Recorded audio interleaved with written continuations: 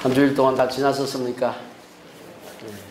한번 인사했지만 한 번 더 인사를 하시면 좋을 것 같아요. 바로 옆에 있는 사람 말고 한 서너 칸 건너에 있는 분하고 한 5번 정도 왔다 갔다 하면서 시끌벅적하게 좀 인사를 좀 하시면 좋을 것 같아요. 좀 인사 한번 하시기 바랍니다. 잘 오셨습니다. 인사해 주시기 바랍니다. 예, 일어서서 이렇게 왔다 갔다 하시면서 인사해 주시기 바랍니다. 잘 오셨습니다. 예, 5사람씩 안 하신 것 같기도 하고.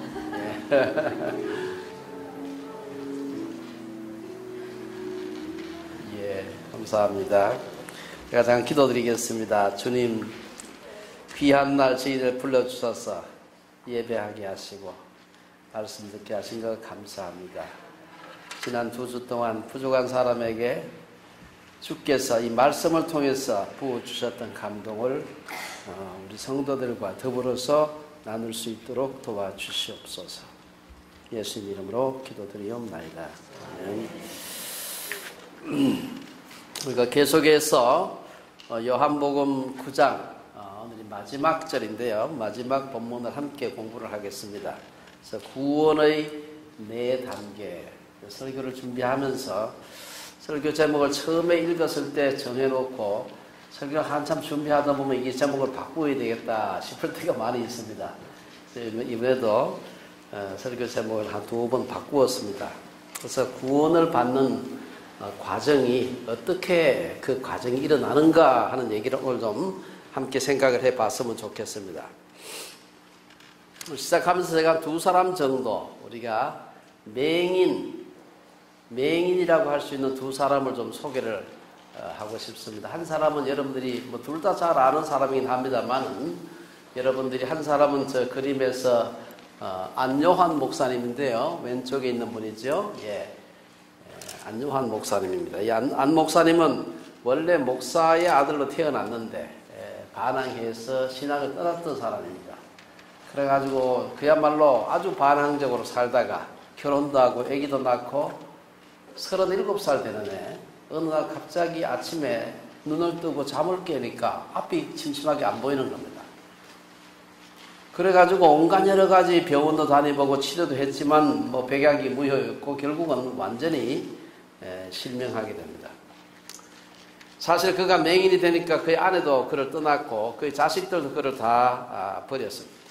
그래서 결국은 그는 자기를 당장에 돌봐줄 사람이 없어가지고 길거리를 헤매다가 자살도 몇 번 시도를 하게 된 거예요.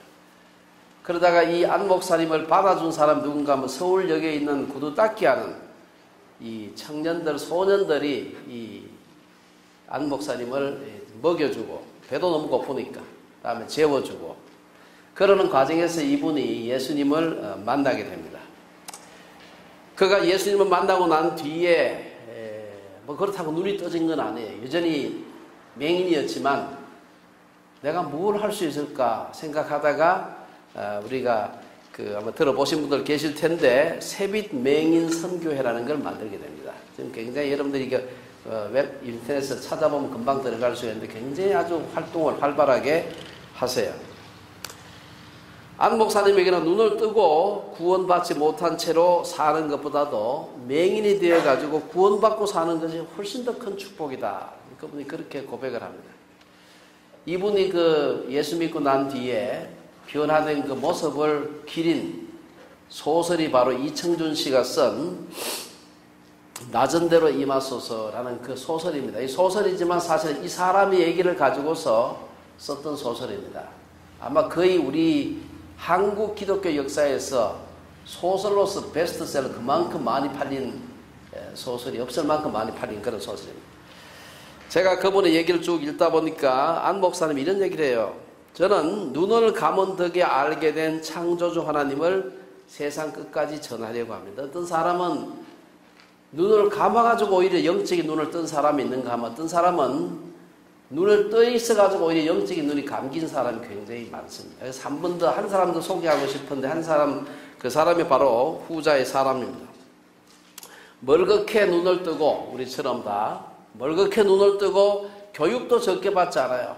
뭐 대학 교육이 아니라 그 이후에 많은 교육도 받고 소위 대학 교수도 되고 세계적으로 유명한 책도 쓰고 그러면서도 하나님을 부정하고 하나님을 믿는 사람들을 조롱하는 그런 사람들이 있습니다.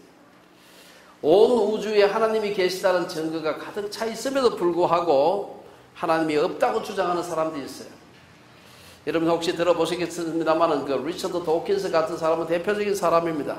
이 사람은 그냥 무신론자가 아니에요. 무신론자는 뭐 옛날부터 원래 있었는데 이 사람을 가리켜가지고 전투적 무신론자 혹은 신무신론자라는 이름을 붙입니다. 이 사람만 붙인 게 아니고 그 비슷한 사람을 그렇게 불러요. 왜 그렇게 부르는가 하면은 그냥 무신론이 아니고 무신론은 하나님이 없어 이렇게 하는 사람 말고 하나님 믿는 놈들 나쁜 놈들이야. 종교 자체가 악이야. 종교는 악의 축이다. 이렇게 막 예수 믿는 사람, 종교인들을 막 공격하는 그런 무신론자가 있습니다. 이런 사람을 가르쳐가지고 신무신론자, 전투적 무신론자, 뭐 어떤 사람은 근본주의 무신론자라고 얘기하기도 합니다.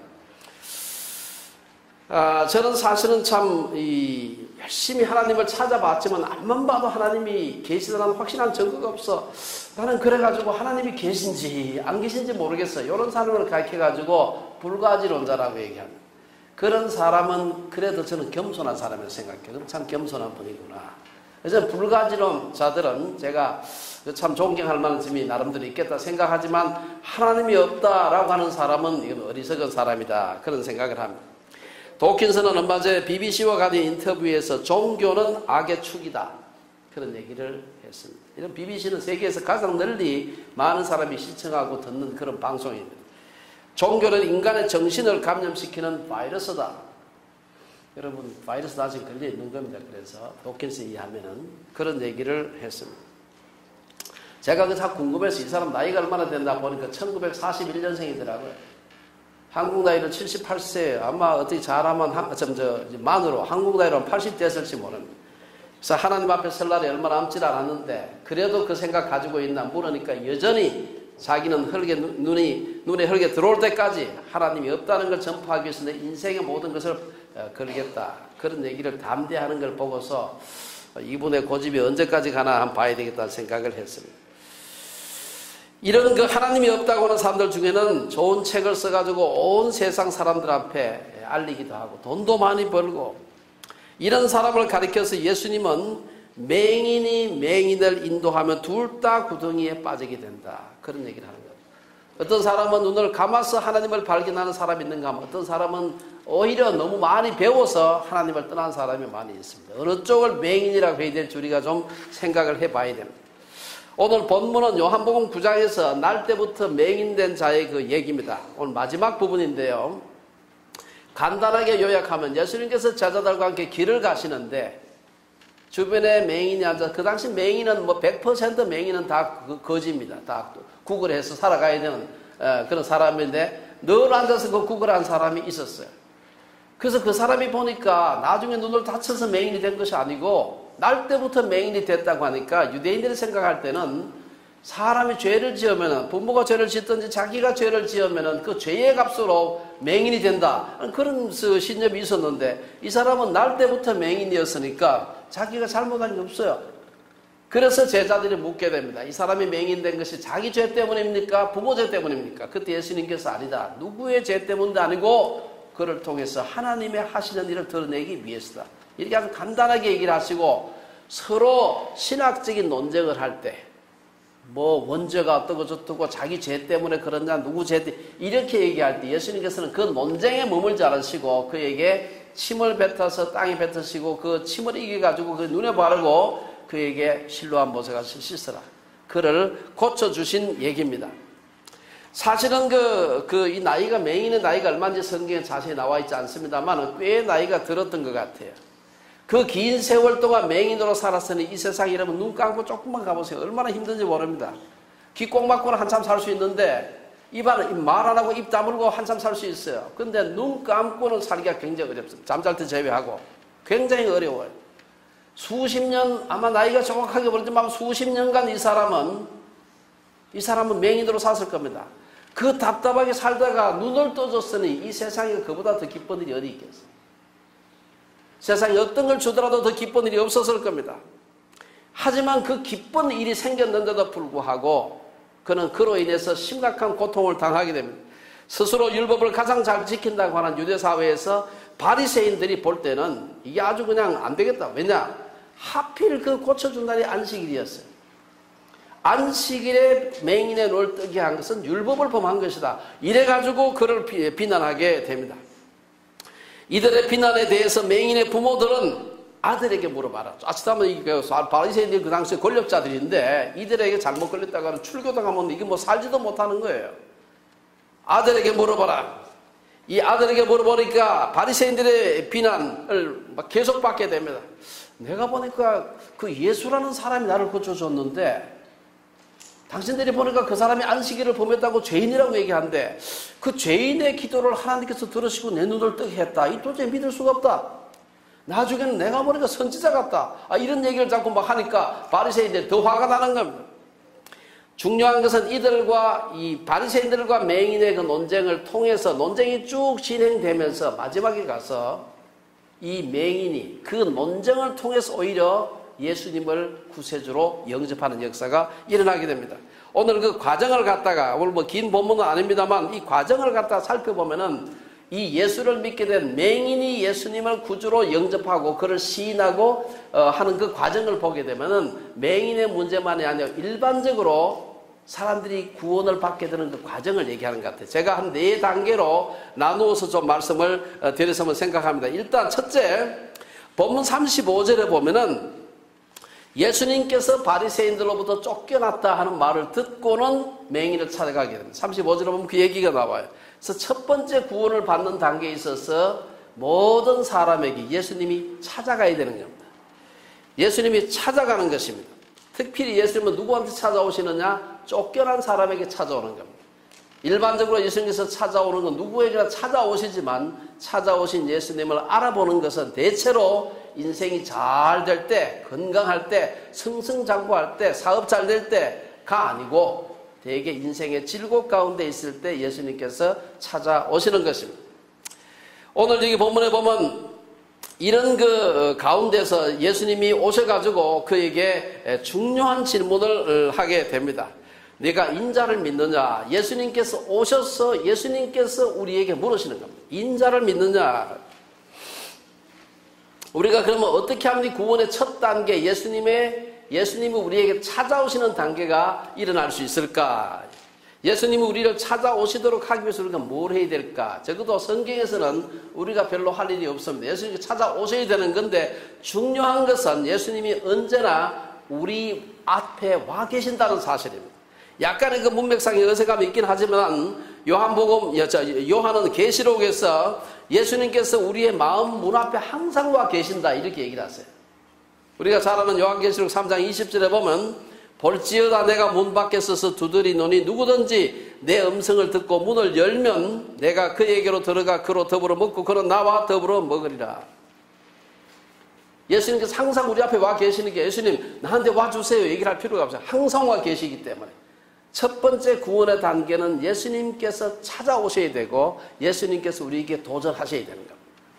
35절에서 버림당한 이 맹인을 찾아가신 예수님은 위로하기보다도 내가 인자를 믿느냐 이렇게 묻습니다. 이 표현은 다른 사본에서는 네가 하나님의 아들을 믿느냐 이렇게 기록되어 있습니다. 구약에서 인자라고 하는 거 우리 그 인자 사람의 아들 son of man 그 히브리어는 벤 아담은 사람 벤 하는 아들입니다. 사람의 아들 벤 아담 벤허 하는 거 맞죠? 벤허는 허시의 아들입니다. 그는 벤허 벤 아담의 아들 사람의 아들 son of man 벤 아담 이 인자라고 하는 말은 구약에서 에스겔서와 다니엘서에 나오는 말인데 나오기는 에스겔서에 굉장히 여러 차례 거의 100번 가까이 나와요. 그리고 다니엘서에 3차례 나오는데 에스겔서에 나오는 인자는 확실하게 에스겔 선지자 자신을 가르쳐요. 그 다음에 다니엘서 3번 나오는데 그 중에 한 번은 다니엘 자신을 가르치고 2번이 메시아를 가르칩니다. 앞뒤 문맥을 보면 까지 분명한데 제일 중요하게 생각하는 구절이 바로 다니엘서 7장 13절입니다. 거기 보면은 내가 또 밤 환상 중에 내가 하는 말은 다니엘입니다. 내가 또 밤 환상 중에 보니 인자 같은 이가 하늘 구름을 타고 와서 옛적부터 항상 계신 이에게 나아가 그 앞으로 인도되매 여기 나오는 요 인자 요 인자에 대해서는 이스라엘 사람들은 이것은 메시아라고 생각을 하고 있었어요. 그래서 여기서 네가 인자를 믿느냐라고 묻는 것은 네가 나를 메시아라고 믿느냐라고 하는 그런 질문입니다. 유대인들은 예수님은 다른 많은 병자들도 고쳐주셨지만 오늘 본문에서는 유독 맹인을 고쳐주셨습니다. 유대인들에게 맹인을 고쳐준다. 뭐 안전배기를 일으키게 할 수도 있고 벙어리를 말하게 할 수도 있고 여러 가지 질병을 고쳐줄 수 있지만 맹인을 고쳐주는 것은 메시아의 표적이라고 하는 전통이 있었습니다. 그래서 메시아라고 하는 분명한 표적을 맹인을 고쳐주시면서 드러내신 것입니다. 이사야 선지자 보면 이사야 42장에 보면은 나 여호와가 의로운 너를 불렀은즉 조금 띄고 내가 눈먼 자들의 눈을 밝히며 갇힌 자를 감옥에서 이끌어내며 흑암에 앉은 자를 감방에서 나오게 하리라. 여기서 너를 내 손을 내가 이 말은 메시아를 가리키는 말이에요. 여기 보면은 내가 눈먼 자들의 눈을 밝히며라는 말이 나와요. 이사야 선지자는 메시아가 오시면 그가 하실 사역의 하나로 눈먼 자들의 눈을 밝히며 라고 하는 사역이 들어있다는 것입니다. 이것은 이스라엘 사람들이 너무나 잘 알고 있는 얘기예요. 그래서 이 맹인이 눈을 뜨는 것을 바리새인들도 보았고 일반 군중들도 다 보았습니다. 그러니까 사람들은 저 사람이 메시아가 아닐까? 그런데 그 예수님이 오셔서 내가 인자를 믿느냐 메시아를 믿느냐라고 묻는 것입니다. 예수님은 맹인을 찾아오셔서 눈을 뜨게 하신 것으로 그치지 아니하고 그에게 내가 인자를 믿느냐라고 도전을 하셨습니다.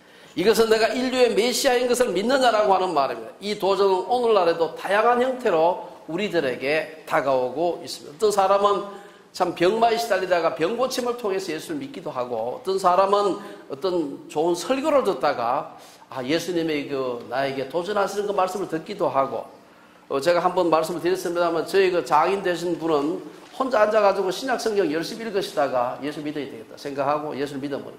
사람마다 예수님께서 오셔서 마음의 문을 열고 네가 인자를 믿느냐라고 질문하는 폼에서는 다를지 모르지만 우리 인생을 살아가면서 어느 순간 주님께서 찾아오셔서 우리에게 네가 인자를 믿느냐 네가 나를 메시아를 믿느냐라고 하는 질문을 맞닥뜨릴 때가 있다는 거예요. 이게 구원의 첫 단계입니다.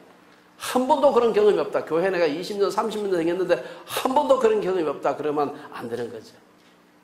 두 번째 단계는 이 구원의 열망이 있어야 됩니다. 36절 37절에 보면은 예수님께서 내가 인자를 믿느냐 물으니까 거기에 대한 맹인의 대답이 나와요.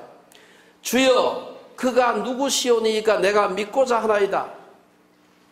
왜 이런 질문을 합니까? 예수님께서 이 눈에 흙을 비벼가지고 발라주시고 실로암에 가서 씻으라 닳고 할 때는 눈을 감고 있었어요. 자기한테 말씀은 하셨지만 안 보인 상태로 고쳐주셨기 때문에 그 고쳐주신 분이 바로 앞에 있는데도 그분이 자기 병 고쳐주신지 몰랐던 겁니다. 그래서 이제 눈을 뜬 상태에서 주여 그가 누구시오니까 내가 믿고자 하나이다 라고 얘기를 하게 됩니다. 여기서 우리는 이 두 번째 단계가 바로 구원의 열망이다. 나 구원받고 싶은 생각이 하나도 없다. 그런 사람은 절대로 구원 못 받는 겁니다. 구원받고 싶은 마음, 열망, 욕구가 있어야 돼요. 맹인은 예수님으로 인해서 눈을 떴고 예수님으로 인해서 고난을 받으면서도 자기한테 그 착한 일을 해주신 분이 계시는데 그분은 막 바리새인들이 욕을 하고 막 공격을 하고 죄인이라 그러고 하니까 아니다. 그 사람 그런 사람 아니다. 라고 막 변명을 하고 그를 변호를 하면서도 그게 그 사람의 구원은 아니다. 그는 믿고 싶었지만 누가 메시아인지 알 수가 없었습니다. 그래서 그가 눈을 떴을 때 찾아오신 예수님에게 주여 누구시오니까 이렇게 물었던 것입니다. 이처럼 맹인과 같이 구원의 필요성을 전혀 못 느끼는 맹인과는 다르게 구원의 필요성을 전혀 못 느끼는 사람은 구원을 받을 수가 없습니다. 그래서 구원의 절박함, 내가 구원을 받아야 되겠다, 이렇게 내 인생 끝낼 수 없다고 생각하는 사람이 있다면 그 사람은 구원의 문턱에 바짝 가까이 온 분입니다. 하나님은 인격적인 분이기 때문에 나는 전혀 믿고 싶지 않은데 막 강제로 신들리듯이 강제로 나를 막 믿게 하는 그런 분은 아닙니다. 예수님께서 베데스다 연못에서 요한복음 5장에 나오는 얘기입니다. 베데스다 연못에서 38년 된 병자를 고쳐주실 때에도 제일 먼저 38년 된 병자가 원하는 게 뭐가 있겠어요? 제일 먼저 원하는 것이 무릎 보나 마나 병고침 받는 거지. 그럼에도 불구하고 예수님께서는 네가 낫고자 하느냐? 그의 의사, 낫고 싶은 열망이 필요한 겁니다. 나는 절대 낫고 싶지 않아. 그런 사람 고침 받지 못하죠. 구원의 열망이 생기는 과정은 사람마다 다양할 수 있습니다만은 제가 앞에서 소개했던 안요한 목사님 같은 분은 소경이 되었기 때문에 사람마다 그 질곡은 모양은 다 어떤 사람 교통사고 당해가지고 제가 아까 말씀드린 그런 저희 장인 같은 그런 분도 있고요. 어떤 사람은 설교 듣다가 뭐 여러 가지 형태로 사람마다 구원의 열망이 생기는 것이 다를 수 있습니다. 그렇지만 구원의 열망은 일반적으로 우리가 건강하고 성공하고 출세하고 잘 나갈 때 그때 생기지 않습니다. 그래서 톨스토이는 말하기를 인간의 절망은 하나님의 기회이고 인간의 끝은 하나님의 시작이다. 유명한 얘기를 했습니다. C.S. 루이스가 쓴 고통의 문제라는 책이 있어요. 아주 오래전에 40년 됐던 책인데 그 책에 많은 말들이 나오지만 이게 제 기억에 남는 건 이 한마디입니다. 고통은 귀먹은 세상을 불러 깨우는 하나님의 메가폰이다. 주일학교 학생들 메가폰이 뭔지 아세요 혹시? 메가폰 잘 모르겠어?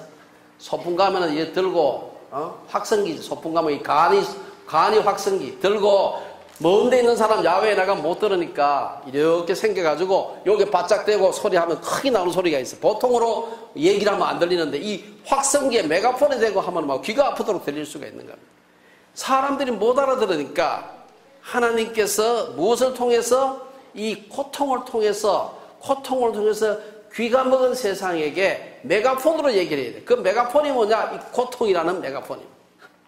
한번 우리 따라해 봅시다. 고통은 귀먹은 세상을 불러 깨우는 하나님의 메가폰이다. 뭐 성경에 나오는 얘기는 아닙니다만은 이거는 C.S. 루이스라는 유명한 작가가 한 얘기입니다만은 그렇습니다. 우리가 사람마다 그 고통의 형태가 다르고 고통을 느끼는 그 감도도 다를 수 있어. 그러나 그 고통이 있을 때, 뭐 고통이 없을 때 느끼면 더 좋지요. 그러나 고통이 있을 때 하나님께서 나를 부르시는구나.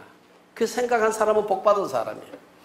예수님은 구원의 열망이 있는 자에게 찾아가셔서 자기를 드러내시는 겁니다. 오늘 36절에 보면은 맹인이 주여 그가 누구시오니까 내가 믿고자 하나이다 하니까 37절에서 예수님께서 지금 너와 말하는 자가 그이다.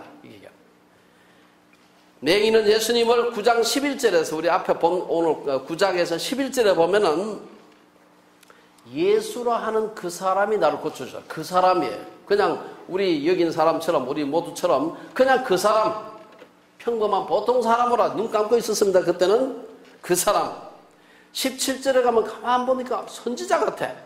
얘기하는 걸 보니까 이런데 이제 여기서 드디어 그런 예수님은 메시아로 만나게 되는 겁니다. 복음서에서 예수님이 자신을 가리켜서 내가 직접 메시아다라고 얘기한 구절이 사실 몇 개 안 됩니다. 가장 유명한 구절이 어디입니까? 요한복음 4장에 나오는 사마리아 여인에게 나타납니다. 여러분 그 얘기 다 아실 거고 우리 요한복음 공부하면서 다 이미 지나왔습니다. 요한복음 4장에 보면 수가성 여인이 예수님을 처음에는 뭐로 봅니까? 유대인의 남자가 어떻게 사마리아 여자인 나한테 물을 달라 합니까? 유대인의 한 남자로 예수님을 발견하게 됩니다. 다음에는 가만 보니까 하시는 말씀 보니까 선지자로 소이다. 마지막으로 가서 그가 메시아로 받아들이는 것을 볼 수가 있습니다. 점차 예수님은 구원의 열망이 점점 커져가는 여인에게 마지막으로 내게 말하는 내가 바로 그다. 내가 바로 그 그리스도라고 자기 자신을 드러내는 걸 볼 수가 있습니다. 예수님은 개인의 이 구원의 열망을 가진 자들에게 찾아가셔서 자기를 드러내는 분입니다. 그래서 구원의 열망은 구원받는데 아주 중요한 어쩌면 구원의 80% 90%가 이 열망의 고개를 넘는 겁니다. 이 구원의 열망은 구원의 중요한 두 번째 단계. 세 번째는 입으로 고백하는 게 필요해. 38절에 보면은 그렇게 얘기하니까 내가 바로 그리스도다. 내가 바로 인자다. 내가 바로 메시아다라고 하니까 이 사람이 그 자리에서 내가 주여 내가 믿나이다. 이렇게 얘기를 하는 걸 볼 수가 있습니다. 도대체 예수님이 누군가? 예수님의 예수님을 믿는 세 번째 단계는 구원의 단계, 입으로 시인하는 겁니다. 시인하는 겁니다. 예수님은 맹인은 많은 사람이 있는 곳에서 더더구나 예수를 메시아라고 시인하는 사람 누구든지 회당에서 쫓아낸다. 아니, 출교시킨다. 유대교에서 출교한다. 라고 협박하는 걸 알고 있으면서 바리새인들이 둘러서 있고 많은 사람이 둘러서 있는 데서 공개적으로 내가 믿나이다 라고 고백하는 겁니다. 구원에 이르는 과정에서 자기 입으로 소리 내가지고 집에 가서 혼자 속으로 기도하는 거 말고 자기 입으로 소리를 내가지고 공개적으로 고백하는, 그것이 굉장히 중요한, 이걸 제일 강조한 사람이 바로 사도 바울입니다. 사도 바울 로마서 10장에 보면은 이렇게 얘기를 해요. 네가 만일 내 입으로 예수를 주로 시인하며 또 하나님께서 그를 죽은 자 가운데서 살리신 것을 내 마음에 믿으면 구원을 받으리라. 그 다음 또 중요합니다. 사람이 마음으로 믿어 의에 이르고 입으로 시인하여 구원에 이르느니라. 그래서 굉장히 중요해요. 입으로 이렇게 공기를 진동시켜서 이 소리를 내는 겁니다. 내가 예수를 믿는다. 내가 예수님을 나의 구주로 믿는다라고 고백하는 거 굉장히, 더구나 그걸 공적으로 사람이 많이 모인 데서 예수님이 나의 구주라고 고백하는 것은 굉장히 중요합니다. 하지만 이렇게 입으로 시인하는 일이 금방 일어나는 것은 아닙니다. 앞에서 얘기했습니다만 맹인은 9장 11절에서는 예수라 하는 그 사람, 그냥 평범한 그 사람, 17절에서는 맹인은 예수님을 선지자, 31절에 보면 그는 경건하여 하나님의 뜻대로 행하는 분, 그리고 38절에서 드디어 33절에 보면 하나님께로부터 온 자 하다가 마지막에 가서 드디어 맹인은 주여 내가 믿나이다 피스티오 퀴리에. 우리가 사도신경 시작할 때 나는 전능하사 천절만을 하는 내가 이게 원래 시작할 때 이 헬라어로 시작할 때 피스티오 퀴리에 이렇게 시작, I believe 이렇게 시작합니다. 내가 믿나이다. 신앙은 이처럼 그리스도의 자기 계시에 응답하는 것입니다. 그리고 구원의 세 번째 단계는 입으로 예수님을 메시아라고 시인하는 겁니다. 마지막 네 번째 단계는 예비하고 경배하는 겁니다. 38절 하반절에 보면은 그렇게 고백하고 난 뒤에 이 맹인이 엎드려서 예수님께 절했다 하는 말이 나옵니다. 이것은 예수님을 경배하고 예배했다는 말입니다. 예수님에게 절한 맹인의 행위는 예수님의 정체성에 관한 아주 중요한 부분을 드러내요. 예수님 누구냐? 유대인 남자. 맞죠? 그게. 예수님 누구냐? 예수님은 4대 성인 중에 한 분, 오케이. 우리 교회를 창시한 분, 오케이. 수많은 기적을 행했던 분, 맞죠? 그러나 그분이 그 많은 예수님에 관한 묘사에도 불구하고 이 한 가지가 빠지면 예수님을 모르는 겁니다. 이게 뭐냐 하면 예수님은 우리의 경배를, 예배를 받으시기에 합당하신 분이라는 사실입니다. 이는 예수님은 우리의 죄를 용서하시기 위해서 죽으신 메시아고 그리스도라는 사실을 믿는 것이. 이거는 주일학교 어린이도 말은 좀 달라도 이게 믿어야 되는 거예요. 이걸 믿지 않으면 이건 헛일이에요. 교회 학교 안만 다녀도 소용이 없어. 아, 예수님이 우리의 죄를 위해서 죽으신 구세주구나 하는 것을 믿어야 돼요. 어른이고 아이들이고 뭐 용어가 어렵게 사용이 되든 쉬운 말로 하든 관계없이 이 사실을 믿어야 우리는 그리스도인이라고 얘기를 하는 것입니다. 예수님을 그리스도로 받아들인다는 것은 그분을 자신의 주인으로, 자기의 메스트로, 자기의 롤드로 받아들인다는 것을 의미하는 겁니다. 그래서 예수님을 그리스도로 영접한 사람들은 자신의 만족이 아니라 주인의 만족을 위해서 살아야 되는 것입니다. 우리가 하나님을 기쁘시게 하는 삶을 살아야 한다는 것은 인간의 창조 목적과도 관련이 있습니다. 이사야 선지자는 이스라엘 백성을 창조하신 목적을, 이 백성은 내가 나를 위하여 지었나니 나를 찬송하게 하려 함이니라. 이것은 신약적 개념으로 하나님이 예수 그리스도를 통해서 우리를 구원하신 것은, 그분의 백성을 삼은 것은 하나님을 찬송하기 위함, 경배하기 위해, 예배하기 위함인 것이지. 자신의 명예와 만족을 위해서가 아니라 자신을 통해 하나님이 존귀히 받음을 받도록 하기 위해서 우리를 부르셨다는 사실입니다. 여러분, 장로교에서 가장 중요하고 또 애용하는 신앙 고백서가 있습니다. 그게 바로 그 유명한 웨스트민스터 소요리 문답입니다. 거기 보면 그 요리 문답의 제1문항에 보면은 뭐가 나옵니까? 사람의 제일 되는 목적이 무엇입니까? 옛날에 제가 어릴 때 배울 때 무엇이뇨? 이렇게 말해요. 무엇입니까? 대답이 뭡니까? 사람의 제일 되는 목적은 하나님을 영화롭게 하고 하나님을 영원토록 즐거워하는 것입니다. 이 사람 목적이라. 이 굉장히 추상적인 것 같지만 뭐 떡이 생길 것 같지도 않은 말인데도 불구하고 이게 굉장히 중요한 말입니다. 우리 자신의 삶을 돌아보면서 정말 나는 예수님을 나의 구주로, 왕으로, 주인으로 시인하는가? 그리고 삶의 모든 영역에서 그분을 경배하는 예배자로 살아가는가? 이것은 비단 이렇게 모여있는 공적인 예배 자리만 얘기를 국한하는 말이 아닙니다. 우리의 삶 전 분야에 걸쳐서 예배자로 사는 것을 요구하는 것입니다.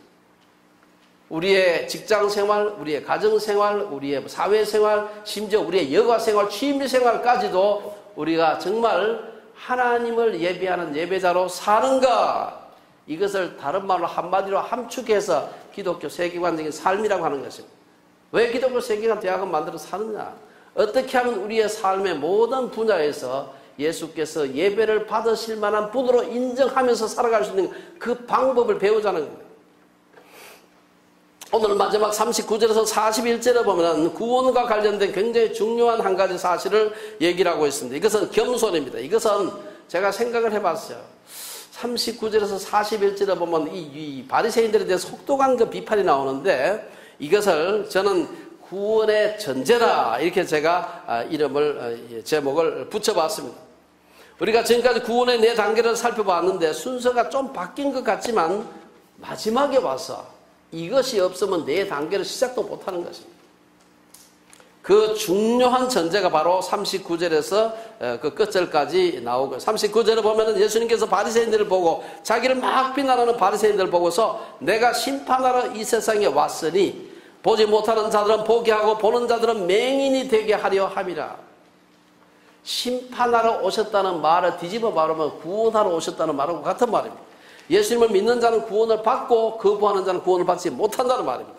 이것은 요한복음 곳곳에서 반복해서 나타나는 표현입니다. 예수님은 요한복음 3장에서 그를 믿는 자는 심판을 받지 아니하는 것이요 믿지 아니하는 자는 하나님의 독생자의 이름을 믿지 아니함으로 벌써 심판을 받은 것이네. 이 반복해서 비슷한 말을 계속해서 반복하고 있습니다. 계속해서 요한복음 3장 36절에 보면은 아들을 믿는 자에게는 영생이 있고 아들에게 순종하지 않는 자는 영생을 보지 못하고 도리어 하나님의 진노가 그 위에 머물러 있다. 5장 24절에 보면 내 말을 듣고 또 나 보내신 이를 믿는 자는 영생을 얻었고 심판에 이르지 아니하나니 사망에서 생명으로 옮겼느니라.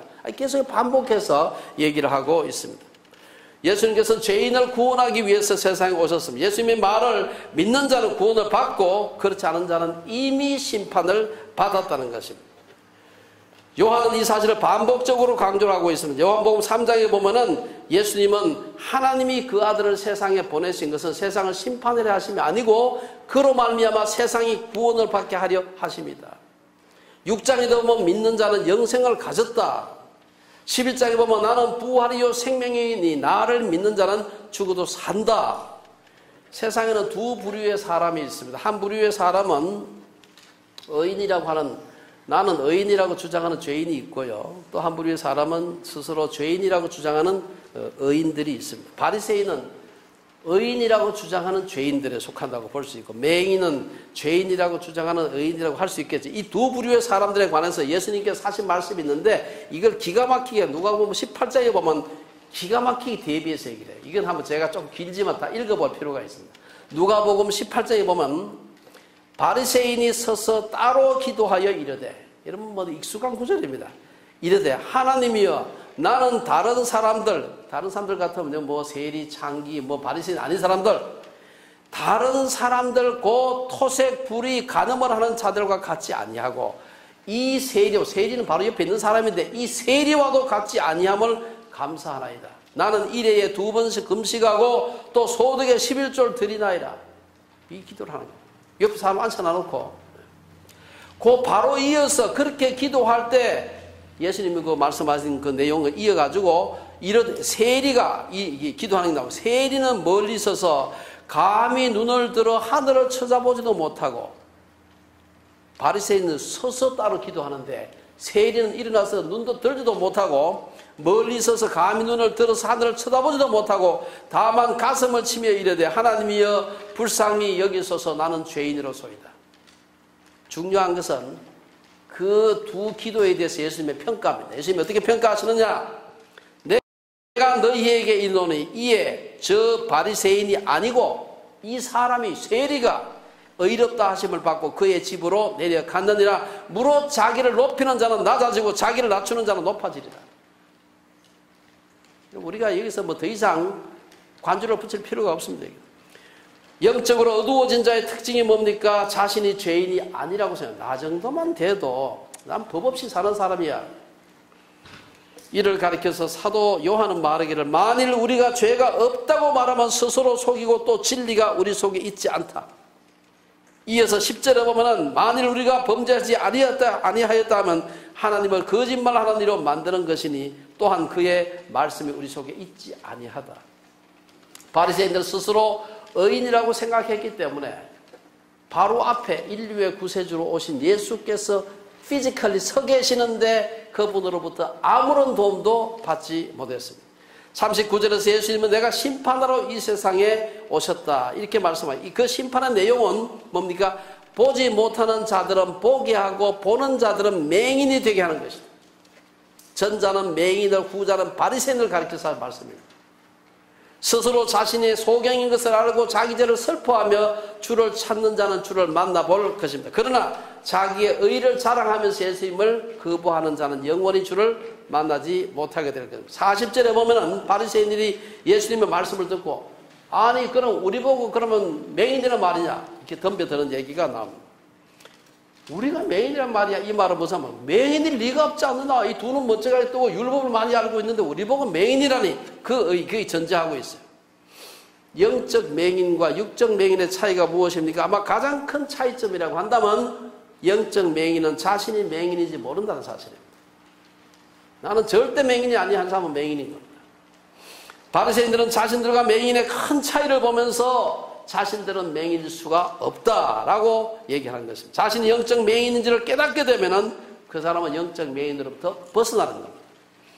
하지만 바리새인들과 같이 그 가능성이 내가 맹인일 가능성은 전부 다른 사람은 절대로 영적 맹인의 상태에서 벗어나지 못하는 것입니다. 41절 마지막 절에서 예수님은 영적 맹인된 자들에게 바리새인들을 보고서 차라리 너희들이 육체적인 맹인이 되었다라면 죄가 없으려니와 본다고 하니 너희 죄가 그대로 있구나. 참 무서운 얘기죠. 예수님은 바리새인들이 소경이란 말이 무슨 뜻인지도 모르고 지금 그들이 그런 얘기를 한다고 말씀하시는 겁니다. 마태복음 23장에 보면 예수님은 바리새인들을 소경이라고, 바리새인들이 실제로 피지컬이 소경이 아닙니다. 그들을 보고서 소경이라고 얘기했습니다. 23장 16절에 보면 그 얘기가 나옵니다. 그리고 본절에서는 오늘 40절에 보면은 맹인이 아니기 때문에 정죄를 받는다. 예수님은 마태복음 10장에서도 신체적 장애보다 영적 장애가 더 본질적 장애다. 우리가 뭐 다리가 하나 없고 뭐 이렇게 눈이 뭐 안 보이고 이런 사람만 장애라고 하지만 그 장애보다 더 본질적인 장애는 영적인 장애라는 것입니다. 마태복음 10장 28절에 보면 몸은 죽여도 영혼은 능히 죽이지 못하는 자들을 두려워하지 말고 오직 몸과 영혼을 능히 지옥에 멸하실 수 있는 이를 두려워하라. 결론적으로 말씀을 마치겠습니다. 오늘 본문에서 우리는 날 때부터 맹인이었던 사람은 예수님을 통해서 육신의 눈을 뜨게 되었습니다. 육신의 눈만 뜬 것이 아니라 그 영적인 눈도 뜨이지게 되었습니다. 하지만 이 일로 인해서 바리새인들로부터 많은 비난과 그 고통을 당했습니다. 하지만 그는 육적인 눈을 뜨면서 영적인 눈을 뜨게 되었죠. 우리가 앞에서 얘기했던 안요한 목사님은 맹인이 됨으로써 맹인이 아니었을 때는 영적인 맹인이었는데 맹인이 됨으로 그의 영적인 눈이 뜨여진 것을 볼 수가 있습니다.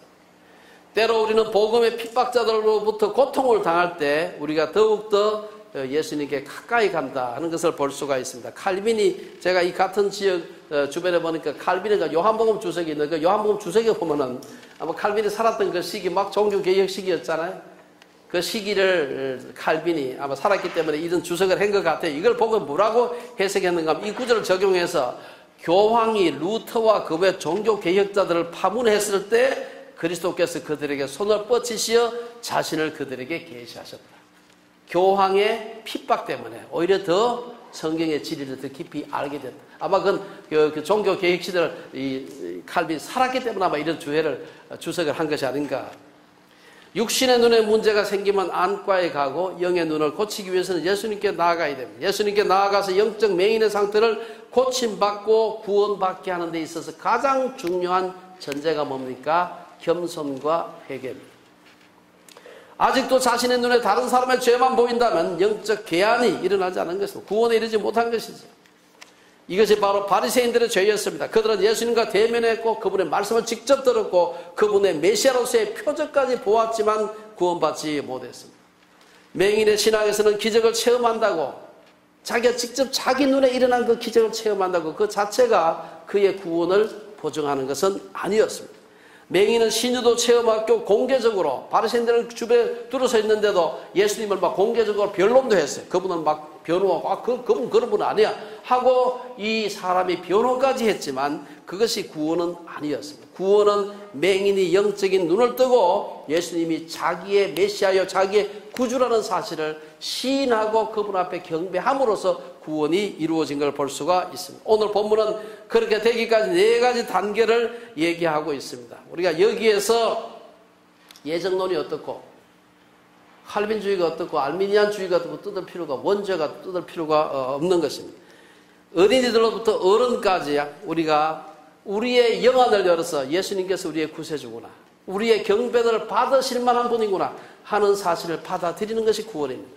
오늘 본문에서 우리가 한 맹인이 눈을 뜬 이 사건입니다만은 이 사건들이 모두에게 적용될 수 있다고 믿습니다.